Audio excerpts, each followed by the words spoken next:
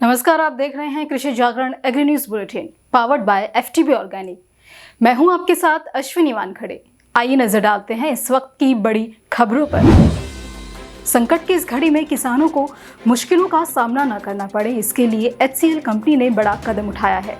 Company ने UP के 20,000 किसानों को मुफ्त में बीज बांटने का ऐलान किया है। सबसे पहले हरदोई और लखनऊ के किसानों को HCL की तरफ से बीज बांटे जाएंगे।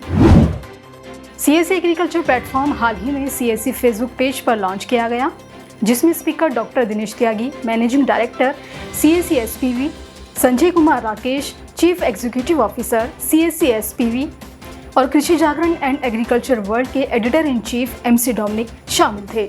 तो वहीं इसका मुख्य उद्देश्य किसानों की मदद करना है, जिसके बारे में Krishi Jagran and agriculture world के editor in chief MC Dominic ने बताया। You have seen many programs for Krishi come and go. Nothing get actually reach the root.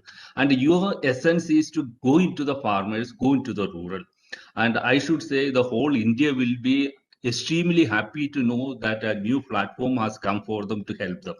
See, what I observe from my experience is that any farmer will go for any technology, any service, any product. He look for only two options.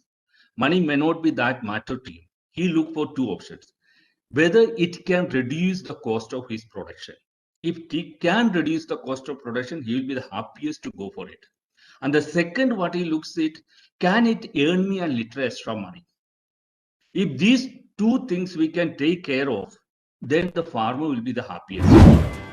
खाद्य तेलों में सरसों तेल के मिश्रण पर 8 जून 2021 से पूरी तरह रोक लगाने के निर्णय पर घरेलू खाद्य तेल उद्योग खुश हैं। उद्योग से जुड़े लोगों ने कहा कि सरकार के इस फैसले से इस देश में तिलहन उत्पादन, तेल उद्योग और रोजगार के अवसर बढ़ेंगे।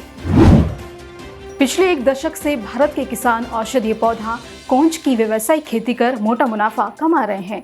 कोंच भारत के लोकप्रिय औषधीय पौधों में से एक है। ये झाड़ियों के रूप में विकसित होता है, जिसकी 1 एकड़ में खेती कर लगभग 3 लाख रुपए तक की कमाई की जा सकती है। बिहार का Vaishali area small farm association IFFCO company के साथ साझेदारी कर देश के किसानों तक फर्टिलाइजर पहुंचाने का काम करता है। ऐसे ही कंपनी द्वारा किसानों के हित में किए जाने वाले कई उत्कृष्ट कार्यों के बारे में कंपनी के जनरल सेक्रेटरी UK शर्मा ने कृषि जागरण को बताया। इफ्को के साथ हम लोग का टाइप है, उसके साथ मिलकर के फर्टिलाइजर देते हैं इफ्को और भाजपा। जो किसान के लड़के, लोकल लड़के जो हैं, उनको टेक्निकल एजुकेशन, स्किल डेवलपमेंट का भी देते हैं ITI के माध्यम से। हम लोग यही हम लोग का तत्काल अभी मूल काम है हम लोग का। ऑस्ट्रेलिया में पिछले 1 महीने से चूहों ने हाहाकार मचा रखा है। अब तक लाखों टन फसल चूहे खेतों में बर्बाद कर चुके हैं। ऐसे में ऑस्ट्रेलिया की न्यू साउथ वेल्स सरकार ने चूहों को मारने के लिए भारत से 5,000 लीटर प्रतिबंधित जहर मंगवाया है। हालांकि ऑस्ट्रेलिया की केंद्र सरकार कमेटी ने अभी तक कृषि भूमि पर जहर के इस्तेमाल करने की इजाजत नहीं दी है। पिछले 5 सालों में जहरीली खेती को छोड़कर 15.47 लाख किसान जैविक खेती से जुड़े हैं और जैविक खेती को प्रमोट करने के लिए सरकार ने परंपरागत कृषि विकास योजना के तहत 1,576.65 करोड़ रुपए की मदद जारी की है। इस बात की जानकारी खुद केंद्रीय कृषि मंत्री नरेंद्र सिंह तोमर ने ट्विटर पर दी है। रेडिकल कम्युनिकेशंस द्वारा 4 से 6 जून तक वर्चुअल रूप में नोना वुवेन टेक एशिया 2021 का आयोजन किया जाएगा। साथ ही फिजिकल रूप में भी दिल्ली के प्रगति मैदान में आयोजित होगा। मौसम विभाग के अनुसार चक्रवाती हवाओं का असर उत्तर प्रदेश और इसके आसपास के क्षेत्र पर बना हुआ है। इसके साथ पश्चिम बंगाल के कुछ हिस्सों में हल्की से मध्यम बारिश हो सकती है, तो वहीं पश्चिमी हिमालय, पंजाब, राजस्थान, बिहार और गोवा में गरज के साथ बौछारें पड़ने की संभावना है। इसी तरह की अन्य खबरों के लिए जुड़े रहिए कृषि जागरण के साथ। धन्यवाद।